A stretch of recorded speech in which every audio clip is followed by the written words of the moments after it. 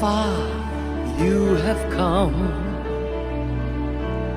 on your own, but never alone.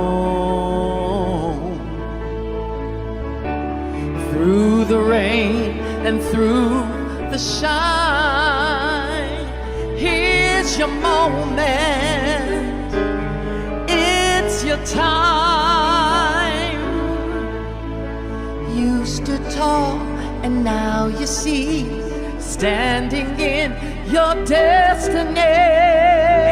100 women growing strong.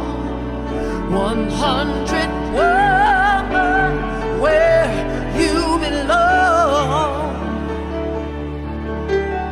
You stood tall and now you see, you have reached your destiny.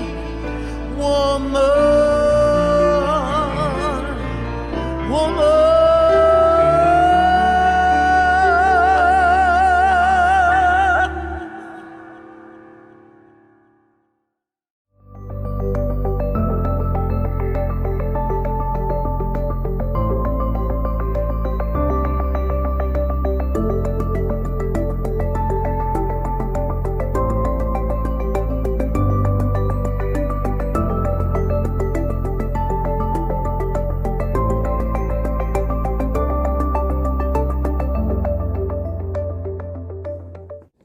As people of African descent, we offer this land recognition in solidarity with the indigenous peoples of Turtle Island in the efforts and deliberate intentions toward decolonization.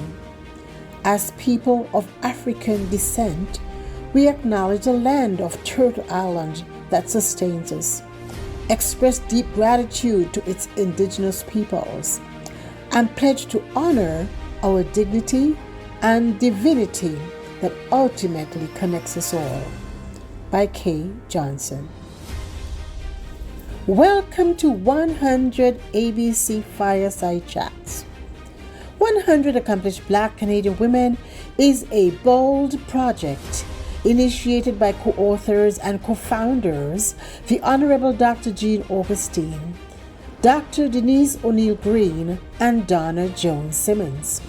Our mission is to celebrate and archive the professional accomplishments of trailblazing Black women from all across Canada.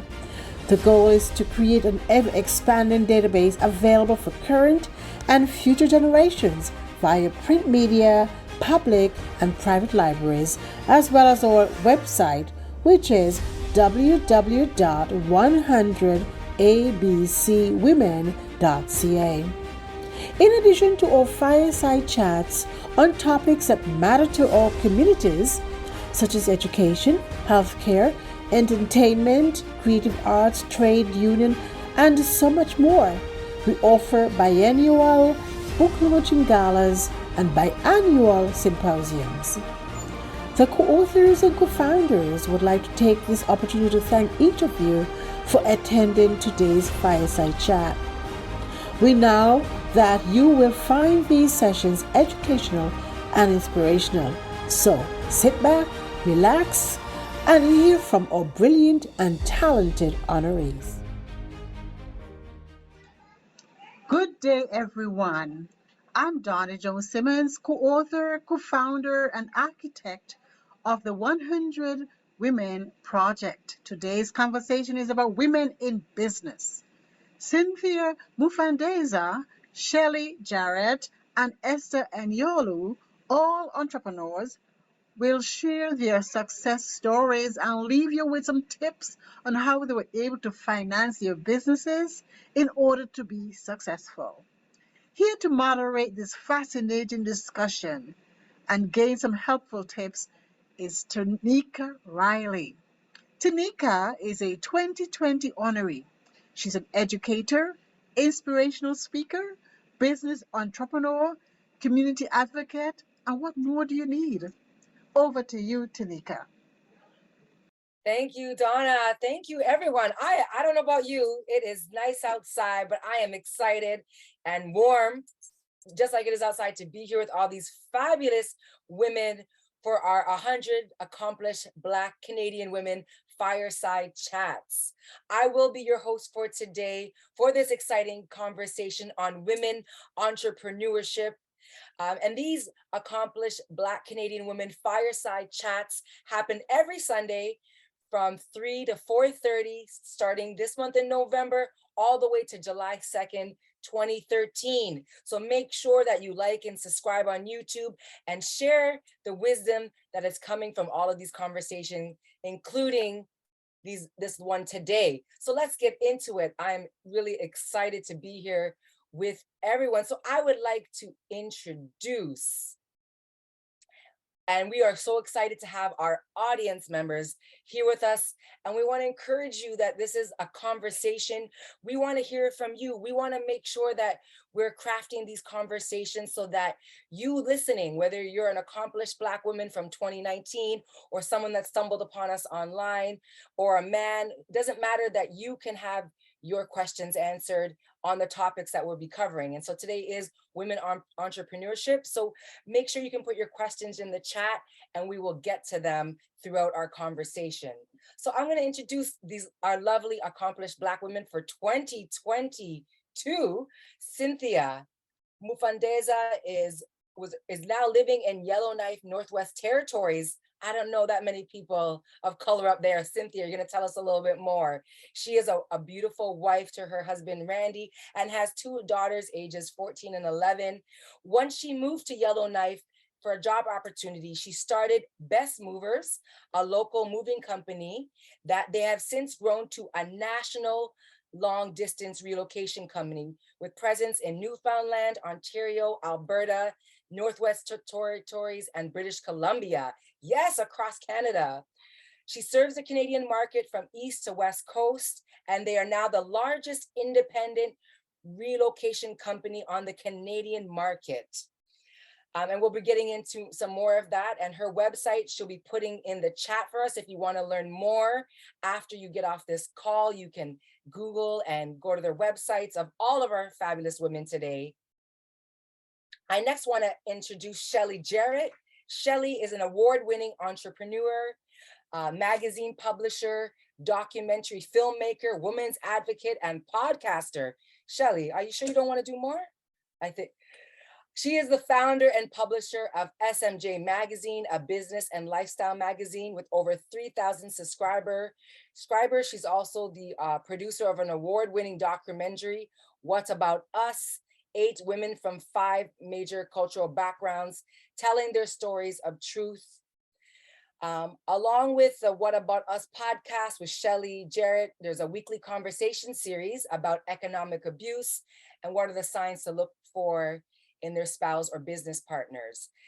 Shelly wears many hats, and I'm so excited for her to tell us a little bit more about her various businesses that she has. And last but definitely not least, we have Esther.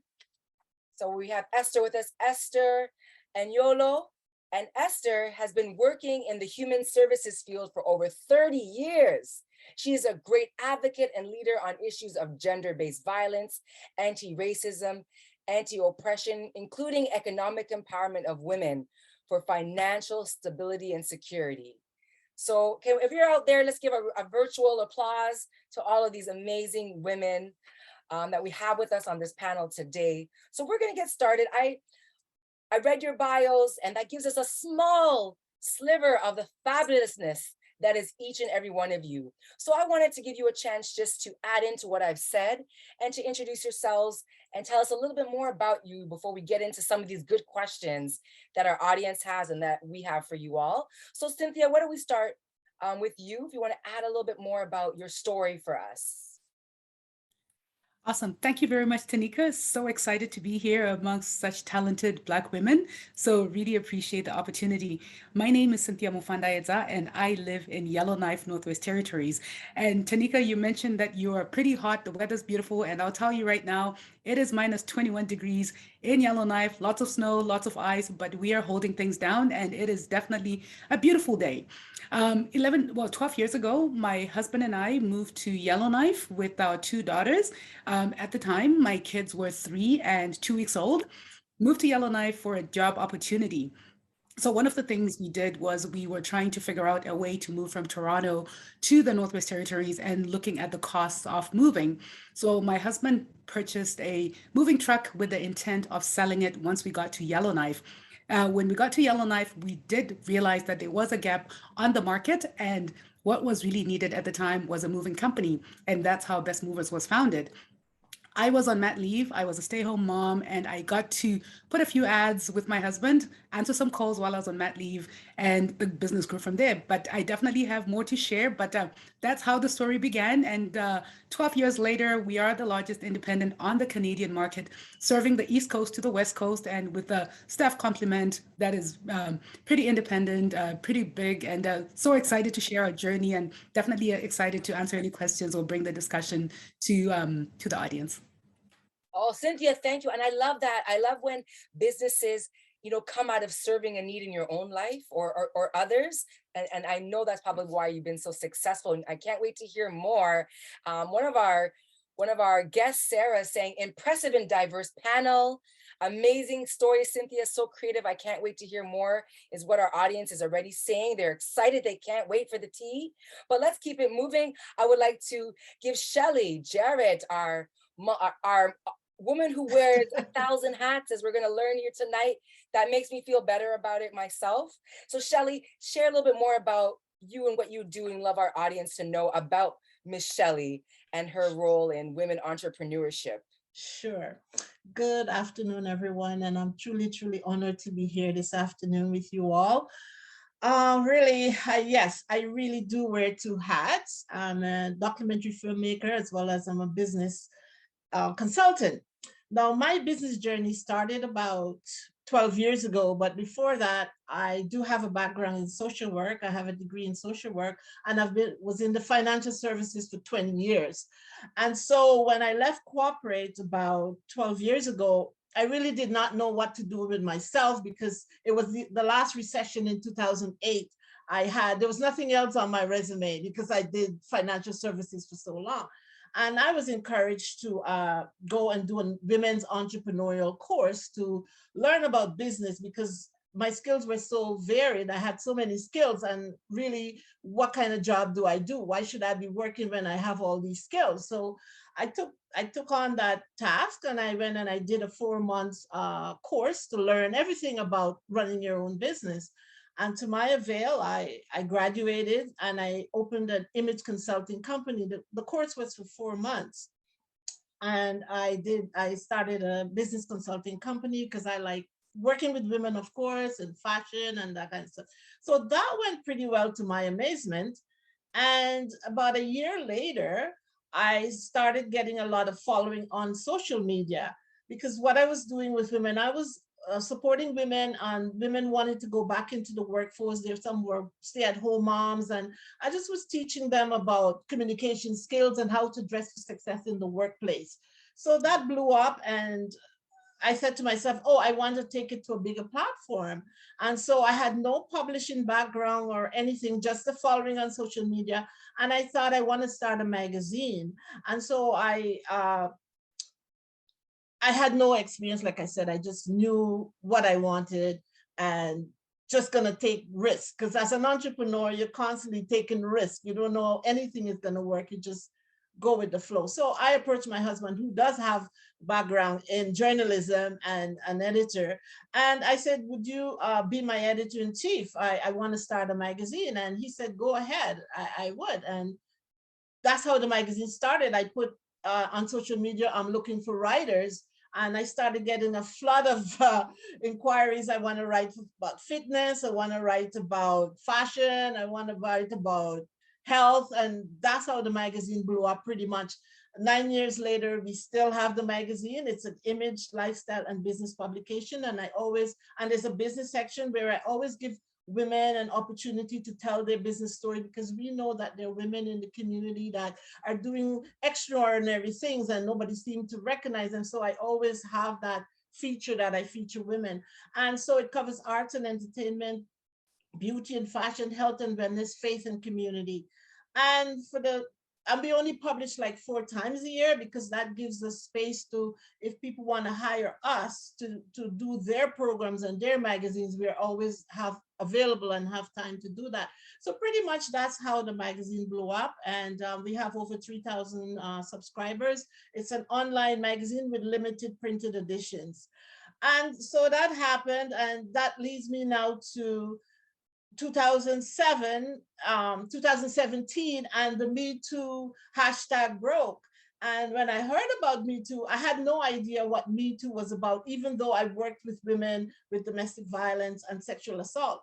And I did some research, found out the person that started it, Tawana Burke, and that's how I got back into the advocacy work of supporting women with domestic violence. And I felt a sense of obligation having the media platform that we needed to tell our stories, because when the Me Too broke, they were primarily talking about Caucasian women, women in the entertainment and the political arena. And I'm thinking, well, nobody's looking at our communities, hence the name What About Us? So just take a look at our communities. We know that it's happening in the schools, in the churches, in the workplaces, everywhere. So I wanted to shed some light on that.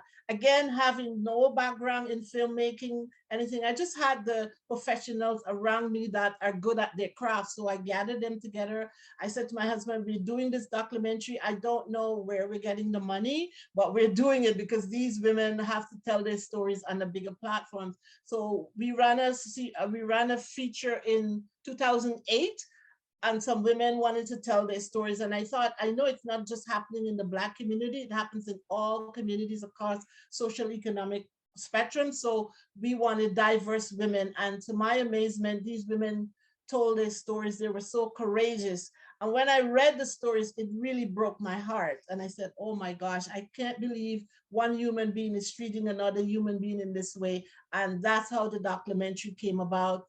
It took 11 months to do the documentary. The documentary came out in 2019, just before COVID. We were just in the process of going across Canada with the documentary, and we did some additional editing in early 2020, and we were at the Carleton University that's my COVID story, in Ottawa. And the time we were the last people to leave the university that night. When we drove back to Toronto, everything went into lockdown. So hence the documentary. It went on to do amazing. We've won numerous awards because, you know, these stories are real. These women spill their guts about what's going on really in the community. So that's how I took up back my advocacy work on working with women in gender-based violence. And thank you, Shelly. I'm gonna get back to you because yes, we have so much questions. Yes, and I sure. know that what your stories amongst all the different platforms you work at are gonna really answer some of those questions that we had. So thank you. I love you mentioned pushing through fear, asking for help, and having good people around you as some keys right away, key takeaways that we can take for everyone listening to be successful in anything. And you don't always need experience. And the last and beautiful woman that we are going to have share a little bit about themselves, and then we're going to get into these good questions, is Esther Anyolo. And she's going to share a little bit more about herself and what she does. And then we're going to get into these questions. Take it away, Esther. Thank you so much, Tenika. And good to be here this afternoon.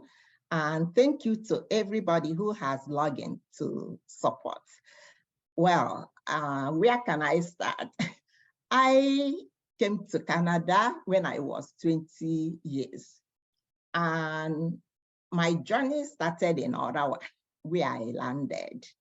And I was sponsored by my husband to be there. And I arrived in Canada 2 days on, I left Nigeria on Friday, arrived Saturday. On Monday morning, my husband took me to Carleton University to register for Sociology 100. In the evening, he took me back to start the class. So within 3 years, I got my degree and had 2 babies. And I got my degree in anthropology, sociology, women's studies. So later on, I got my certificate in trauma counseling. And 3 years ago, I got my MBA. So I'm always multitasking, doing a lot of things at the same time. There is never a dull moment for me. So while I was doing my degree in sociology and women's studies, that's when I decided where my passion is to work with women who experience gender-based violence, youth and children. And that's the population I've been working with for the past 30-something years, going to 40 years. I've been working with this population. Prior to becoming the executive director of WMRCC of Durham, I work in so many shelters in Toronto, in GTA, Assaulted Women's Helpline. Then my family, my husband and my 3 little young ones moved to Durham region in 1990. Then I was also working in Toronto in shelters for abused women. When we moved to Durham region, what Durham region is today is not what it is today. Quite different from what it was in 1990. We moved there. So there wasn't a lot of immigrants, minorities. So, and it was a quiet community. Now it is like city, like the population has grown so much. And it is one of the fastest growing communities in Ontario. So it was then that I noticed there wasn't a lot of services for newcomer immigrant racialized women in Durham region. Having worked in Toronto, so it was quite different for me. Then I started to speak with the shelter, the Denise House, other services in the area, the police. So, and I came across this study being done in Durham region on violence against women. And I picked up a phone, called the woman, contacted the woman who was the consultant running the program. I introduced myself. I told her what I was doing. And the woman said to me, please, we want you to come on board as an analyst to interview and do consultation with newcomer women, immigrant women, racialized women. So I came on board on that request. So myself and the executive director of the microscale, late Keble, we are the two people. We were conducting the interviews with the women in Durham region, gathering their feedback. At the end of the consultation session, it was obvious. Those women recommended that a shelter or counseling center was needed in Durham region to cater for their needs. So that's why from those women who participated, we recruited them to form the board of the organization. That's how Women's Multicultural Resource and Counseling Center of Durham came to be. Since 1993, the organization works with women, youth, and children who have experienced violence and abuse, and those dealing with immigration issues, housing issues, and other issues life present to them, including women entrepreneurs and cooperative women group. Thank you.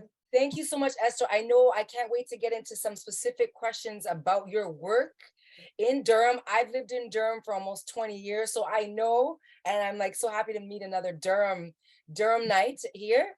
So ladies, thank you so much for sharing a little bit more about your journeys. I want to encourage the audience, please ask some questions, and also please share, text your friends. You can send them the registration link. We're here for at least another 40 minutes to join in on the conversation. It will be streaming live on YouTube as well right now, and for later on the 100 ABC Women on YouTube. So subscribe. You can send the registration link. It's been posted to share with your people. Say, jump on this conversation, but let's keep it going and moving. So here's a question that even I selfishly want to know as an entrepreneur that's always open to learning from others and knowing that I don't really know that much keeps me humble and keeps me growing. I want to know, and we'll start with Cynthia, maybe 2 things you think that you can reflect on your own journey that you think was really important when you were starting a business. What were those 2 things that you were like, I wish I knew that now back then? And everyone, I want you to think about, what are those 2 things that you think are really critical? Oh, Thanks, Tanika, for the question. So, as I think about the business, one thing that I found is being courageous and just taking the chance. Before starting Best Movers, in my younger years, I had started a restaurant, and it terribly failed. And one of the things that happened was we moneyed out and dug a big hole. And at some point, we knew when to close the business. And looking back right now, I have learned a lot. I have learned what not to do and what to do. One of the things that biggest takebacks is making sure you have a plan and be able to diversify on as much as possible. So coming back to the two things are not to be afraid of taking risk and knowing when to stop taking the risk. At some point, do you keep going or do you stop? And if you do stop, maybe taking a pause and re-strategize and see how best you could pivot that business. So those are my 2 things that I've learned. and you said one thing that I really think it's important, and we might be able to, and the other panelists, you might want to add that into as well, because we talked about this ahead of time before this chat, was about diversifying a business. And can you maybe share a little bit more about that? You were saying diversifying was really something. Absolutely. So one of the things, Tanika, is when we started the moving company 12 years ago, we started as a local company or a local moving company. And as the years went, we were looking at ways that we need to be innovative and keep the audience engaged. So we moved into having a moving supply store in town, so that way we could keep our market flow coming or our customer flow coming. A few years later, we moved into being a long distance company, being able to capture the market. After 4 years of being a long distance company, an opportunity came open for me to run an event designing company, which is called Dash Event Designs and Rentals. So we did purchase Dash Event Designs and Rentals, which is doing really well on the market. And today, I'm just happy to say I just bought a floral shop today. So it's something that we just added to our portfolio. So we are looking at ways of expanding. We finished building a $3 million, 6,000 square foot warehouse, because we also would like to be competitive on the market and be able to do trucking and freight. So we are looking at ways of expanding the market. How best can we capture and how do we keep going? So definitely looking at how we can diversify on our local market, nationally, and in terms of other businesses that we could purchase or add to our portfolio. Oh, awesome. Thank you, Cynthia. I love that. I love that you're able to, again, this trend of seeing the need or seeing new needs, and then being able to, whether it's connected to your business or another passion that you have, and just to make sure that in this economy, especially, that there's different streams of income coming in so that we can keep doing what we love, but also remembering when to quit is just as important. And it's okay, because it's obviously hasn't hindered your success, knowing that knowing when to call things quits. Thank you, Cynthia. So Shelly, if you could, again, if you would give us maybe your top 2 to 3 things that you think was really important to know, whether it's starting a business or during a business, and if anything around diversification, having different streams of income or different services that you want to add in as well, Yeah. from your experience. Right. Thank you for that question, Tanika. Yeah, it's very important to have people around you that support you and support what you're doing. I mean, a lot of people they don't understand what you're doing sometimes, and they tend to discourage you. But once you know in your heart what it is that you're doing, try to gather professional people who are so versed in those areas that they're going to help you to grow and to progress. And it's also important to diversify and have different streams of income. For example, like I was going to say earlier, when we were in filmmaking, so we know that during the pandemic, you could not do that. So I had to pivot quickly. And, we knew that everybody's at home confused, don't know what's happening. But we did a lot of listening to a lot of the government services, things that were coming out that the government was wanting to do for us, especially for women. So I remember that I did this course like 10 years ago. And my husband reminded me that I have my binder somewhere. So I rushed, I got my binder, and I turned those modules that I did into video modules, because I heard the Minister of small business women say women are going to need new skills to navigate this new system that we're going to be working out of, to learn about technology and all these things. So right away, as an entrepreneur, you got to look for opportunities where they exist and move very quickly.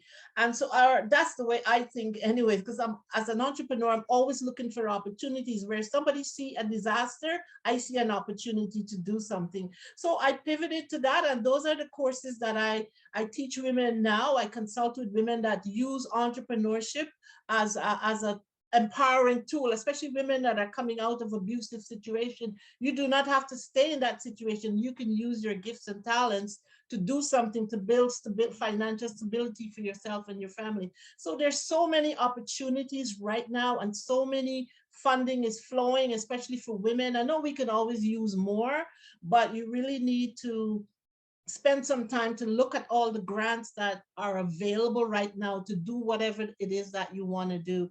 And so I've been tapping into all those resources. I mean, before COVID, we did not have this kind of funding that we have now. So whether it's a nonprofit or a for-profit business, there are grants, there are money. I myself was able to get over $25,000 in grants to enhance my business. And I did not know how to write a grant, but I quickly learned how to write a grant. And these are the small little grants, but the bigger ones, I have to go to a grant writer. But these opportunities are available. So just be positive, be very clear, and be very intentional about what it is that you're doing, and your branding. Be very, be careful with your branding, how you brand, who you partner and collaborate with. I mean, we have to do this business with others. We cannot do it alone. From I started business 10 years ago, I've always promote partnership and collaborations, because it's extremely difficult to do it alone. We're not an island, right? And so, but you have to be very careful who you partner with, because you could spend so many years building your brand and you collaborate with one person and they could destroy everything that you've worked so hard for because of some bad information or something like that. So you have to be very careful in those areas. And so, yeah, and that's pretty much how I have run my business, continue to run my business. And like I said, every day I wake up, there's a new opportunity. It's just really for you to go after it. Like Cynthia just started a shop, another shop. And somebody may say, well, why are you starting so many things? But she knows what she's doing. She sees the opportunity and she goes for it. So that's what an entrepreneur is. I love that. I love Sarah's actually saying, I love how these women entrepreneurs have mastered the power of the pivot, knowing when. And I know Cynthia's not selling the flowers, hopefully every day, right? Cynthia probably is getting a team around her and is, being able to but we have big multinational corporations doing these things. Why can't amazing Canadian Black women do these things, own many businesses? And we're going to get to some financial questions a little later, but I love that you touched on grants, and we have a financial question for all those out there, but how do I start? But before we get to that financial question, and thank you for sharing such great tidbits already, Shelley. And I need to talk to you after. Esther, I know that just like Shelley said, it doesn't matter if it's a nonprofit or for-profit, we need to run it like a business if we want to make an impact. So what are some things for you, 2 or 3 things that you think was really important in getting this nonprofit out the ground and being successful so that you can make that impact with women in the community that so desperately need this support? If we look at the United Nations 2030 Agenda for Sustainable Development, there is a need for gender equitable, inclusive business and growth.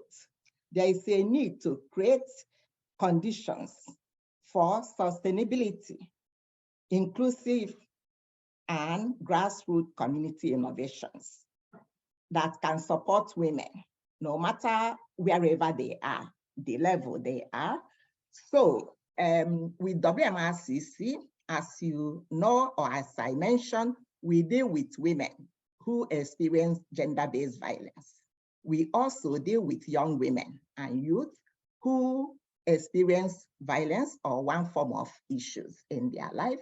And the clientele we deal with are those who are from the equity deserving communities: Black, community, indigenous, racialized community, and women of all ages.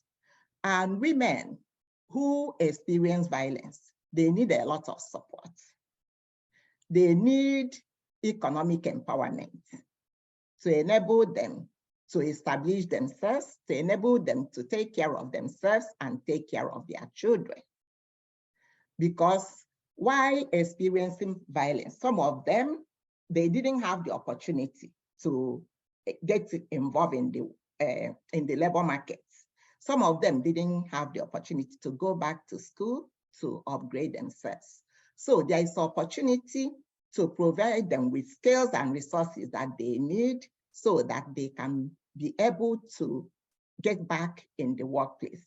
As we can see, during the pandemic, a lot of people lost their jobs. And the key today is to enable them to get into retraining programs, especially in technology. Technology. Sorry to cut you, but I love that you're sharing with us what you do, but I think also we want to know, how does your organization, what are the things that your organization has done to be able to do these things for these women? Like, because I think for some of us who want to make an impact through business, or what are some things that you learned that are important for the organization to have in place so that you could do all this amazing work that you're doing because of the needs? Okay, let me get into that.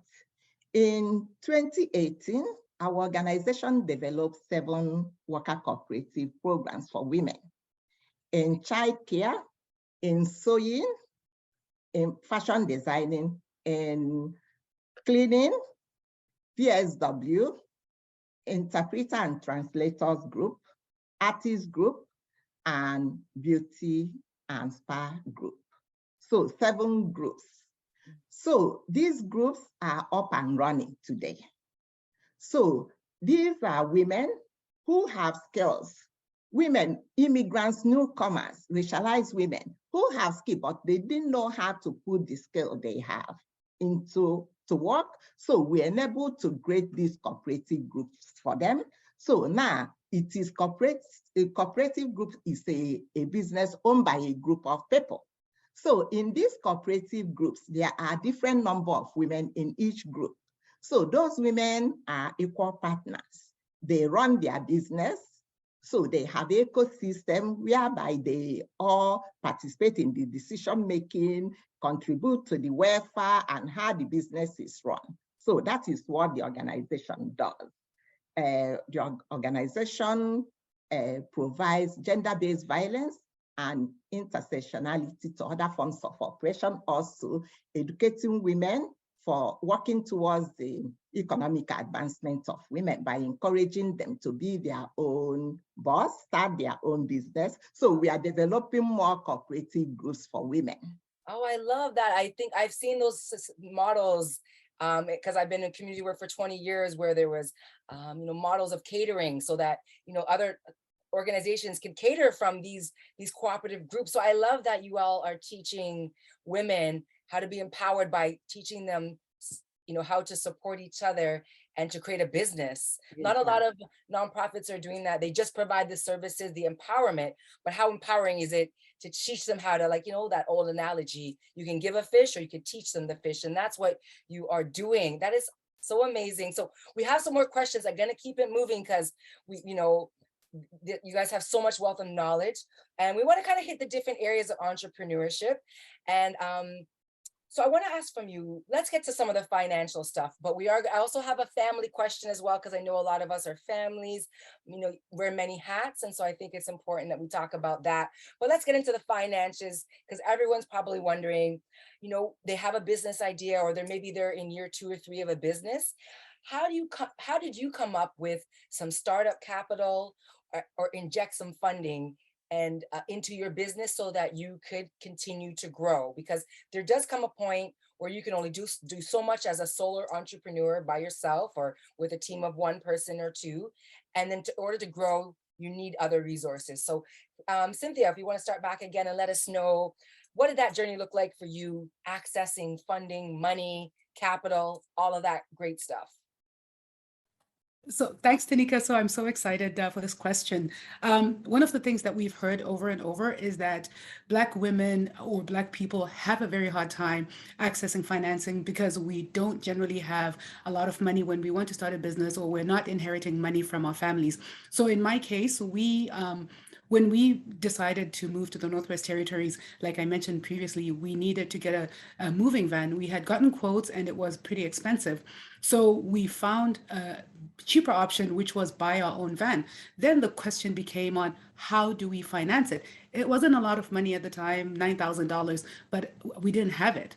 So what we ended up doing was we realized we did have a line of credit. We also had a credit card that could support this. So that's what we used, my husband's credit card, to purchase the moving van. But the intent was simply that we take an advance or purchase this van on a credit card. And as soon as we got to the Northwest Territories, we would sell the van and pay back the credit card. So we came to the Northwest Territories and found that there was a need for the moving company. And as we booked more jobs, we were able to repay this credit card. And that's how we got financing. And one of the things that Tanika, you touched about was, say, a question on going back to just kind of touching on that diversification on, well, why do you keep starting businesses? And, when you already have a business, I just wanted to quickly touch on that and say, as an entrepreneur, one thing that I was taught years ago is always the question on, am I creating a job for myself or am I running a business? So when we look at those, like coming back to that financing, as we build our capital, we have to really answer that question. And what I've done on my business side is I've grown the business. I have trained people to run the business. And just like any investor, I don't want to be sitting making flowers. I don't want to be sitting packing or driving a moving truck, but I have diversified the business. I have gotten people that have the skill set that I need, that I can now quickly expand in my jurisdictions, quickly expand in different businesses. My job as the CEO is to grow the portfolio, not for me to make an arrangement, not for me to pack boxes, not for me to sit. And so I just want to say, like, as women, as we look at financing, we also need to make sure that when we do have that money, we're saving the money so that we're able to re-inject it into the business, find opportunity to grow, diversify, and just kind of get the story going that way. Thank you. Yeah, well, I have a question kind of on that, and maybe others are thinking. So you did the credit card, you paid it off. When you started to realize you got more than one now moving van, moving truck, where did you able to look for financing to now say, you know what, I think we need to have a few more? And because now you're all over Canada. So what did that look like? Because there may be people on this call that are at that stage of, okay, it's successful with this one service, but I'm ready to take it across Canada or even across more in my province, be more have my name out there more. So what did that look like? Sure. So one of the things that we learned quickly was that saving money was a really big part of growing the business. So anything that we made stayed in the bank. As the bank account started to grow, we did get a small business manager with the Royal Bank, is who our bank is. And as time, I think by year 2, they moved us from the small business to corporate banking because the account did have, so we saved a lot of what we made from the business. And once we started coming to the table looking for financing, I'll give you an example of, say, we just completed a $3 million warehouse. Where did we get the money from? Well, we bought barren land. And with that land, we used the money we had saved to blast, to level, get the lot ready, fence the lot. And by the time we went to the bank, we had put at least $500,000 worth of equity on the property itself. So when we went to the bank to say, hey, we're looking for some money to build this big business, it was okay, you need to give us 30%. But we had put the 30% in equity over time. What did we do on the land? We did a lot of blasting, we fenced, we leveled the land. So therefore we built equity and the bank gave us their portion because we had, so a lot of times that's what we're finding. We put the money from what we saved. We wanted to buy trucks. We went to the bank and said, we have put a deposit on a tractor trailer and therefore we've met our portion of financing. And then they gave us, so a lot of times just saving money and making sure that you are building that equity and bringing that to the bank so that the bank gives you their portion. I love that. It's a great reminder, like people will invest in us when they see that we've invested in us. And I think that's kind of what I got in there. So we gotta put our money where our mouth is as well if we want other people to. And again, saving that money, right? Knowing how to do that efficiently. Shelley, is there anything you'd like to add around your journey of financing? Was it, self-financing a lot? You did talk to us a little bit about getting some grants, smaller ones, and then, maybe having a grant writer to get bigger ones. So share a little bit more about that journey for the creative entrepreneurs out there. And I love that we have such a diverse panel to kind of hit who's listening. They're going to get something out of this. Okay, so for the creators, it's always a challenge because nobody believes in what you're doing, only you. But, we pretty much, I have to really thank my husband a lot because it's been all his money, to be honest, to do with the magazine. And it's all my husband's money. And we just been making sure that our team is always paid. And we are the last to get paid. We would go without, but we want to always, because our image to us is extremely important. Our integrity is extremely important. So those are our top things. So we always made sure that that's taken care of. It's been a struggle, to be honest, with the magazine publishing. But we love what we do. My husband pretty much manages the magazine full out. I usually say I just show up and look pretty and the team does all the work, but they allow me to have a little say. I would say what are the colors or how I would like the magazine to look. So I have a little bit of say in it, but the team and my husband does a lot of the managing of the magazine. And financing, like I said, it's all self, we all out of our own pocket. Even the film that we made, we didn't go to any government sources for any money. We paid $25,000, made the documentary because it had to be made.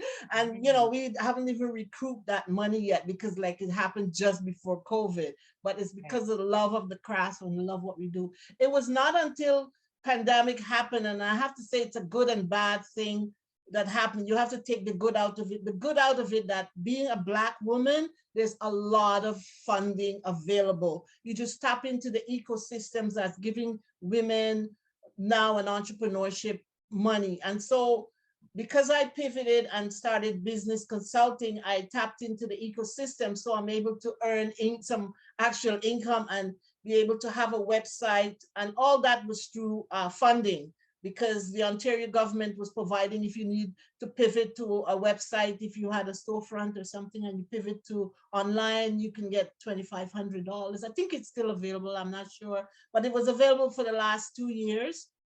I did that, did a website, built some products and services, and there's always opportunities out there, like I said, for funding. You just make Google your best friend, and you Google grants for Black women or Google grants for diverse women, and it pops up. And if you feel you can apply, I mean, the information is the same all the time, so it's not that difficult. It's the same information. You just answer the questions, and with a little bit of luck or whatever, some are competitive, I would say, but you believe in yourself, believe in what you're doing for the community. It's not about you, it's about the community and who you're serving, right? And the funds are available. And that's how I was able to, like I said, apply. And to date, I'm probably about $25,000, that I actually received on my own. Yeah, on my own. Yes, it's great. Yeah, I mean, you feel good when you don't have to go to your spouse and ask for money. You feel empowered when you can actually do things for yourself and you can give back to the community, and it's a really good feeling. And I keep going, I keep looking. And I love too, Shelley, that you balance, because there's a lot of I love you being so candid with your journey, that there's some things that we do that is just about the labor of love, and we'll invest, and it's not necessarily going to bring back returns right now. Maybe it will, who knows? But then it's also important that you did pivot and have have a business that is able to inject back money into that labor of love, exactly, as well as others in your family that may support. Yeah, and collaborating, like I said, I see Esther does what I do. Before, if I didn't come on this fight, I wouldn't meet Esther. So there you go. I'll be talking to her after, because we are doing exactly the same thing. We can collaborate. Calling all of you after. Cynthia needs some flowers. I don't know if they can come to Toronto, but Esther, since you're the woman whose name is on the top of all our tongues, I would love to hear from you about, with your nonprofit, how did you all be able to access some money to be able to do the work that I think is so fabulous with immigrant women, especially women that are often forgotten about in our society, you know, who's, you know, we don't have to go, that's another topic for another day, Black women's pain and how it's not acknowledged and supported, but you are doing that. So tell us the magic sauce. How are you able to do this and have an organization that is doing this work? So, as Shelley said, the environment now is good because there are all these fundings available for people, and WMRCC would not have gotten this far without the grants from different levels of government, including foundations. When we first started, it was so difficult. The environment wasn't as it is. Having access to funding back in those days was so challenging. The organization was in operation for 7 good years before we started obtaining grants. It was so challenging, so difficult, because you had to prove yourself. You want to make sure the funders need to know you, build relationship with you, know that their money will be safe with you. And it took us so long to get there. Even though we didn't have access to funding, we continued to deliver the service in the community. So now I am happy that we are able to be receiving funding from different level of governments to enable us to be doing the work we are doing with women, who experience gender-based violence, and the work we are doing with women entrepreneurs. So without grants, you can't accomplish a lot. You need the money to do the work. And also, as an organization, we also have to do our part. We do fundraising. We solicit for businesses, individuals. We do our Gala of Hope on a yearly basis to raise funds to support some of the work we do. But for the past 3 years, we haven't done it due to the COVID. So we are looking forward. Next year, we will be celebrating our 30th anniversary. So we will be doing our gala. And also we have businesses in our community, not to pick on anyone, OPG and other businesses, they've been generous, giving us donation every now and then. So anybody starting a business, it is so difficult initially.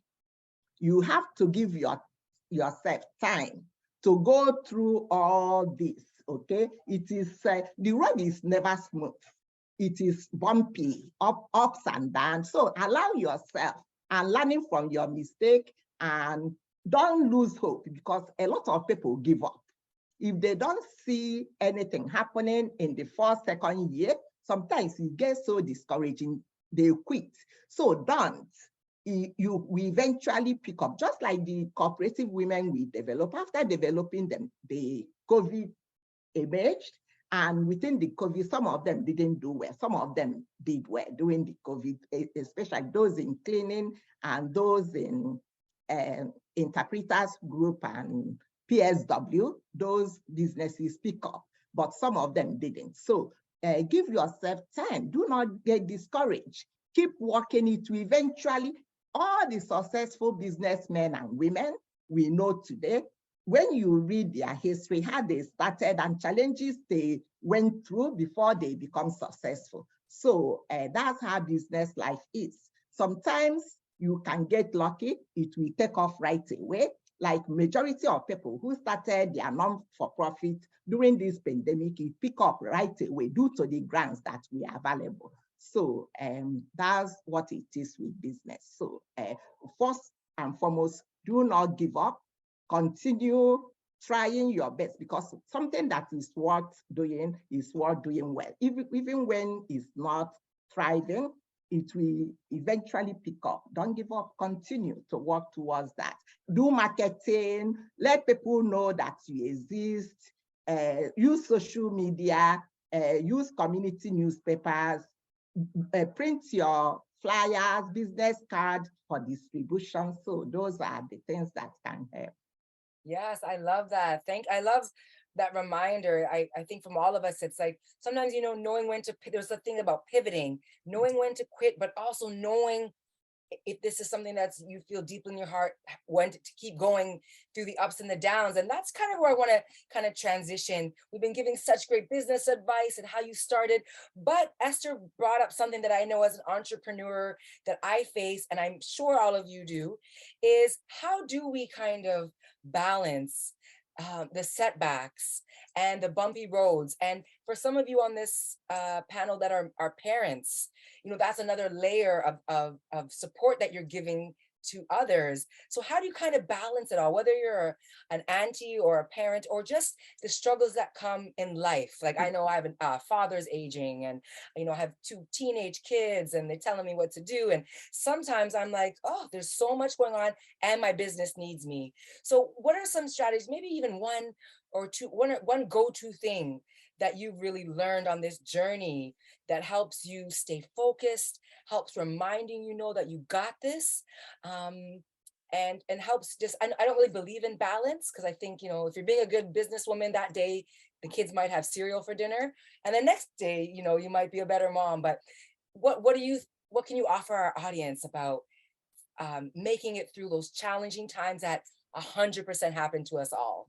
Okay, I like to answer that. Thanks for Okay, that. Shelly's gonna go first this time. We're gonna spice it up. All right, Yeah. Shelly. I think it's important to be intentional, like know why you're doing what you're doing.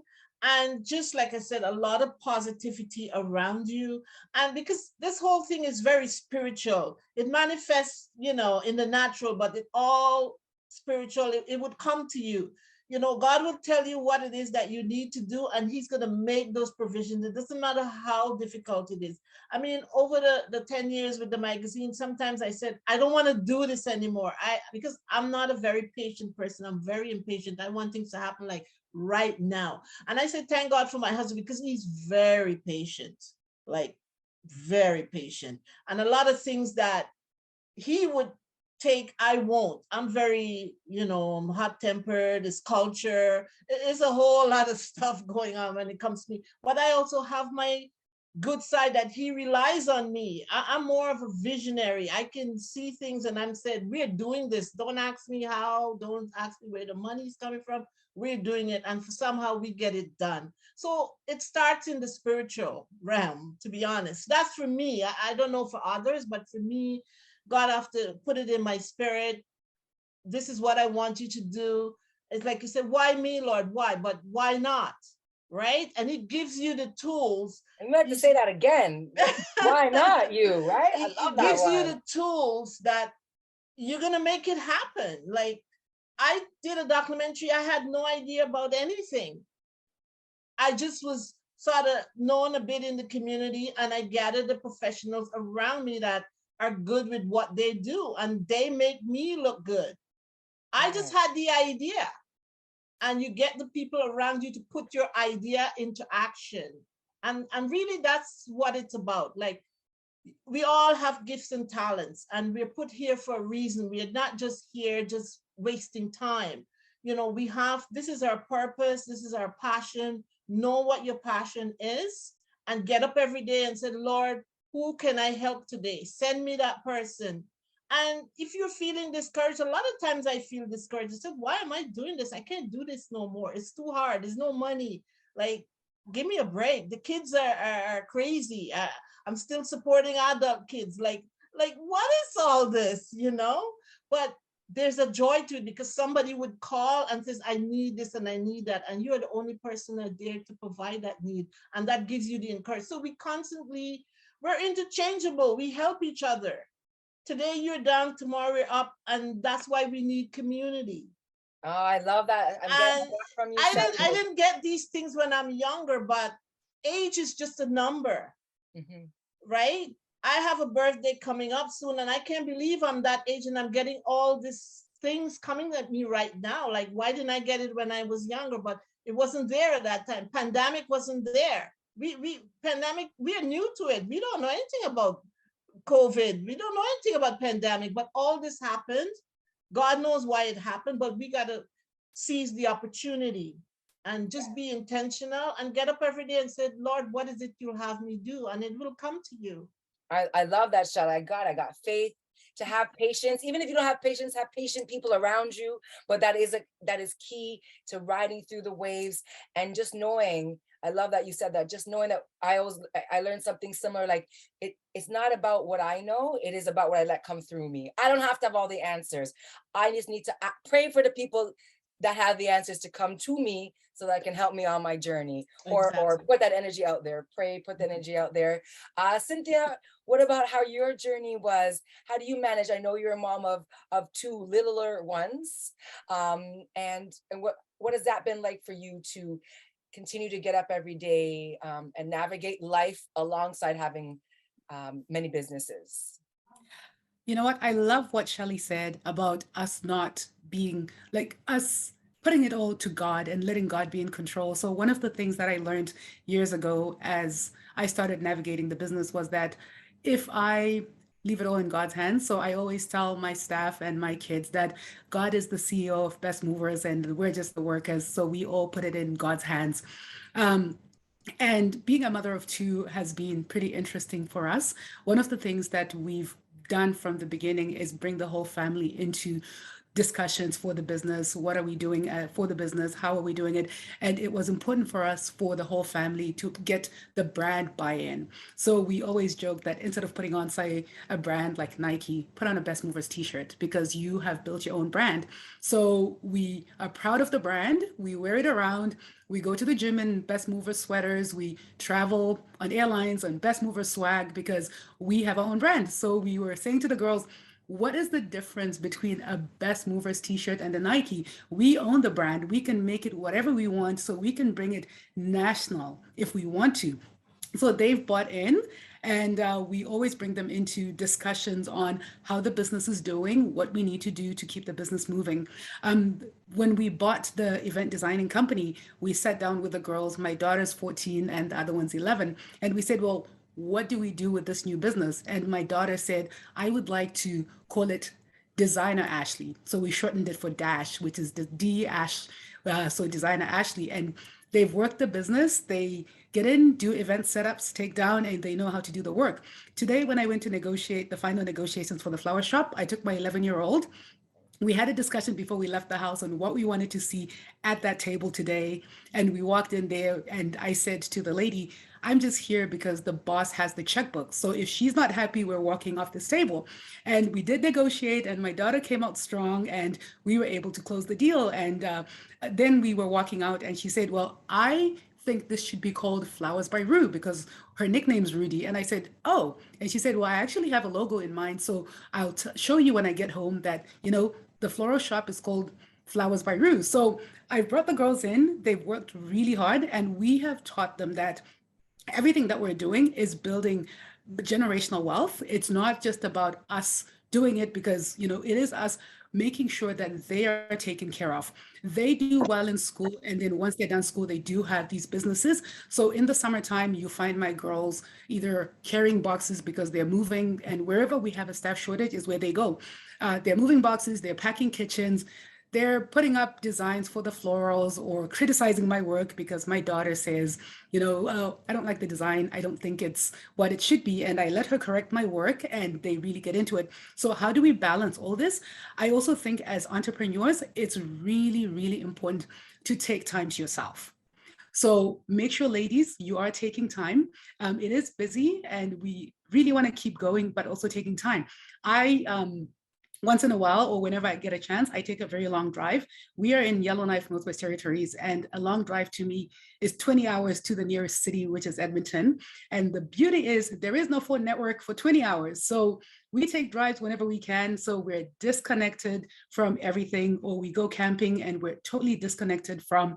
So take time, recharge, and we find when we come back to the boardroom table, we have new ideas. We're really ready to take the world. So that's my advice. Take time to yourself and just make sure you're taking time to recharge. Oh, Cynthia, look at all the gems. Listen, I have an 11-year-old and a 13-year-old. I'm going to go rewatch this YouTube specifically to this clip and be like, how can you help mommy in the business more? And I learned that, get them more involved. I love that. I learned, and I think someone in the chat said that absolutely the idea of involving the kids in the business, family business, generational wealth is outstanding.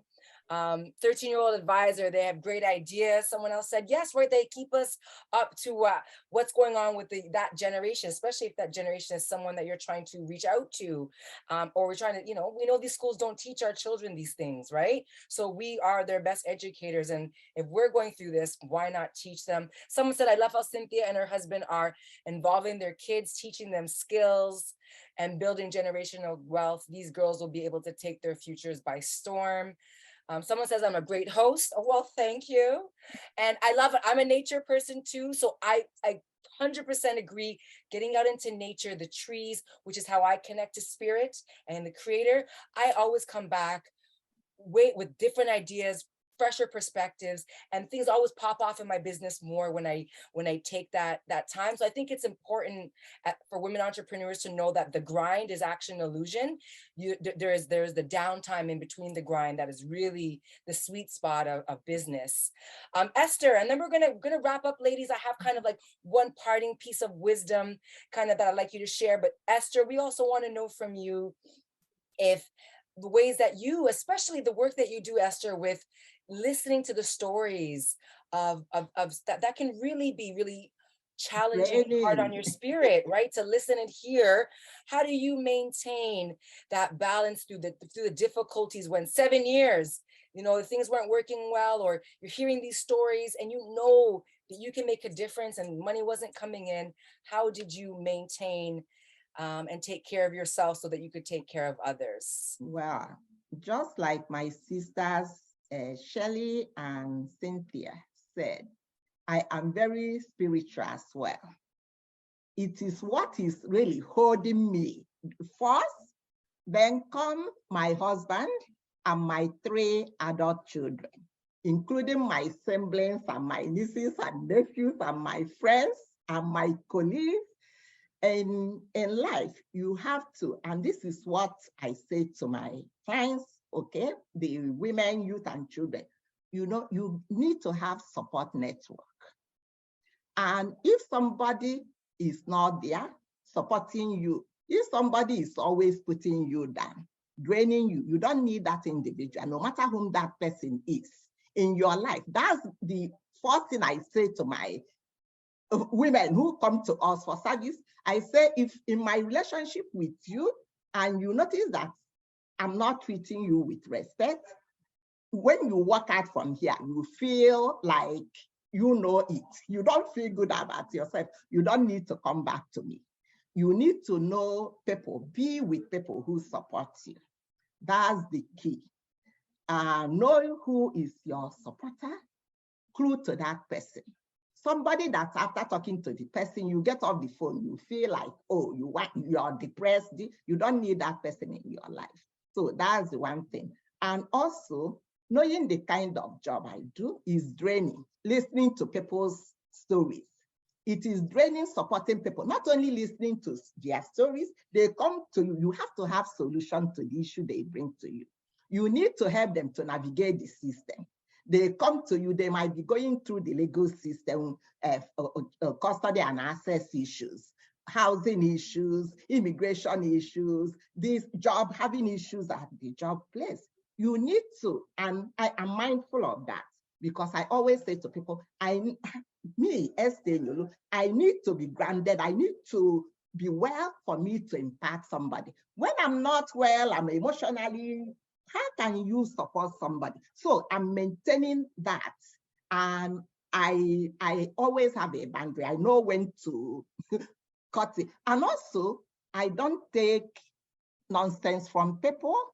I'm good, but I don't let anybody who will drain me, or we need to be comfortable to address issues with people. Be honest with people.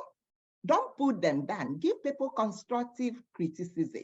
When there is an issue, address it. Don't put it under the carpet, because it will escalate at some point. So that's what I believe in my work, because the work is so, in the first place, you're helping people. In the second place, you have to be navigating, writing proposal grants to help you to bring money to continue to support those people. So you need to, And one time somebody said to me, Esther, considering what you have gone through, how come you haven't had mental break that you are saying that? I said to the person, well, you need to be taking care of yourself. You need to be spiritual. You need to incorporate self-care in your schedule. Know when to, don't handle what you cannot handle. Know the limit. Sometimes we want to be superwoman. Sometimes you need to be honest with yourself and say, this is, I think I need to take a break, or I've done so much. So that's what is knowing our limit, knowing when to take a break, and surrounding ourselves with people who support you. And I'm from a family, my husband owns his business, not one, multiple businesses. My daughter owns her business, PR Diva. My youngest son also owns his business. And at some point, I own my business too. But even though, like, I have my health business too, with encouraging people to eat healthy, and also what we eat contributes to the way we feel. So those kind of things, know what is good for our body and what we cannot feed our body with, something that's, so that's my, what is keeping me. There is so much I mean, we could be on here for half a day. I don't know. We have to probably do this in shorter segments because we could write a book together, right? All the ladies. What I got from you, Esther, again, was the boundaries, keeping good energy and knowing when to keep people away, because that does affect you and your ability to serve and run businesses. And I love that every single one of you, we didn't practice this, all in some sort of way, faith was a grounding force for you. And that's sometimes not something that people in business conversations will bring up, but yet everyone here on this phone call is doing amazing, successful things. And that's something that you all mentioned, including myself, if I was to answer that, would have said that. And that shows that that's a powerful force for Black women entrepreneurs. Don't be scared of it. Embrace your faith. Speak about it, because we've spoken into existence all the things that we are currently doing. And we don't want to keep that a secret from anyone. It's an important business strategy, is our faith. And Tanika, irrespective of your faith, whether you are Christian, Muslim, Sikh, whatever your religion, practice every day, commit the activities of the day unto God's hand. Yeah. Let God to direct you, because you never know what you're going to face every day. Well, thank you so much. And maybe, you know what, we got like 20 seconds left. So I'm going to ask one of you a word or two that you just like to leave with us. Maybe there's a power word, a quote, just something to wrap it up. I'm going to give each of you like 30 seconds. I'm going to keep us moving as we wrap up this phenomenal conversation on women entrepreneurship. And next week, we're going to be doing this again around the theme of storytelling every Sunday from 3 to 4:30, these amazing, accomplished Black Canadian women fireside chats. But Cynthia, parting words of wisdom from your mouth to our ears, to our hearts, what would you like to share? Thanks, Tanika. I have so much to share, but I know we have very limited time. I just want to share to the people on this platform today that, always keep trying. And I'll tell you a quick story. In 2018, I ran for a seat as a city councilor in the city of Yellowknife. When I put my name forward, there had never been a Black person that ever ran for any political position in the Northwest Territories. I got elected, became the first Black person to ever be elected in the Northwest Territories. So I just want to say, don't ever be afraid to try what your heart desires. Keep pushing and it will come to pass. Just have faith in what you're doing. And even if I had not won, I had told my family that just having my name as the first Black person on a ballot would have meant I have won for my kids, for my community. But I was elected, and tomorrow is my last day as a councillor because I did not run for re-election. But keep trying. Whatever you guys have, your heart's desires, if it's a business concept, go for it. And even if it fails, you would learn some lessons, dust yourself and try again. And you will have wisdom to bring to the next venture. So keep trying, all the best. And we're cheering for you from the sideline. Yes, yes. And the famous words of Aaliyah, Dust yourself off and try again. Thank you, Cynthia. Like, the more you speak, the more I'm like in awe of all that you do. Like, can you be on our time management fireside chat later? Because I don't know how you do that all. Shelly, what are Sure. your parting words of wisdom for us? I mean, you had so much words of wisdom, but that last one that you want to Yeah. share with us. Yeah, thank you so much. So honored to be part of this space. Really always just be intentional. Know your why. Use your voice to affect change. We're going through a lot right now. Women's voices are needed right now. We build communities, we build the economy, we are needed. It's necessary. Keep using your voice to affect change.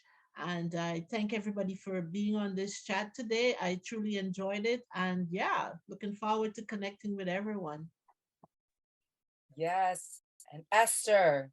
Yes, before I leave today, there are two important factors that I didn't mention in my presentation. I forgot to let you know that last year, WMRCC started online marketplace called Shop for Good. And Shop for Good is also to enable us to sell items to make income for financial sustainability. Because we go to funders, we want to also to build our economy so that sometimes, hoping that this Shop for Good will take off someday. Is it shopforgood.com or .ca? Shopforgood.ca. Okay, we're putting it in the chat so everyone can go there. And also I belong to a group of ladies. One of the professors from University of Toronto called Dr. Caroline Hussein is the one who started mobilizing us, few of us, women, to start Bankers Ready. Through SUSU, I know some of you will be familiar with SUSU, women contributing, it is called ROSCA, women contributing money. And some of the women have purchased houses, paid for their weddings, paid for their children's school fees, paid for the down payment of their house through SUSU, ROSCA form of income. It is also to enable women entrepreneurs from our community. If the traditional banking system fails them, they can, this is another way of non-traditional banking system they can use to raise funds to enable them to build their businesses. So what I'm going to advise I have to give to people is, believe in yourself. Do not give up. People will come to you because throughout my journey of running the organization, when you go up, you will see people will say, oh, do you want to continue? You're suffering, Yes, it will pay off at some point. Do not give up. That is the fact about life. There is no smooth road. Sometimes things goes up, sometimes it comes down. So don't give up. Keep on working hard, believing, and do not let people to discourage you. Because do not believe in yourself, that's all. And be comfortable in your own scale. And also be comfortable in everything you do.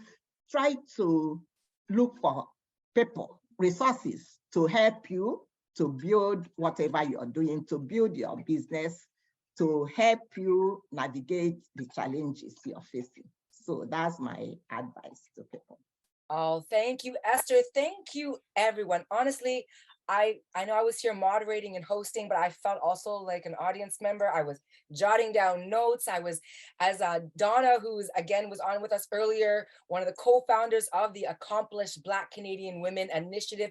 She also was saying in the chat that she was inspired and rejuvenated. And I also too feel as just a human being, but especially as a Black woman creative entrepreneur, that I was rejuvenated by all of the advice, from the practical to the spiritual, and I'm, to get my kids involved more, Cynthia. So I want to thank you from everyone listening, from all of us here at the Accomplished Black Canadian Women of Canada. Please make sure that you share this when it comes live on the YouTube channel, this conversation. Share it with your family and friends.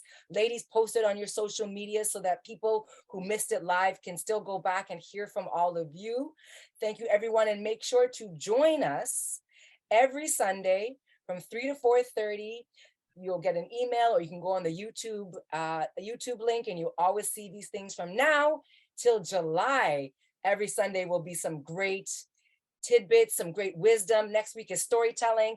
And if you want to get in touch with your girl Tanika to host, moderate, do a lot of work around self-leadership as well, I'll put my information in the chat. TanikaInsight.com is how you can reach me. Thank you, accomplished Black women of Canadian women, Cynthia, Shelley, Esther. You are all fabulous. Continue to inspire. You really made my day such a great place. And we really give thanks for your time. And keep shining that light, and keep doing your businesses, and create that generational wealth. Have a great evening, everyone else. Enjoy your Sunday. Until next Sunday, when we see you again, same place, same channel, same inspiration. Have a great one, everyone. Thank you all.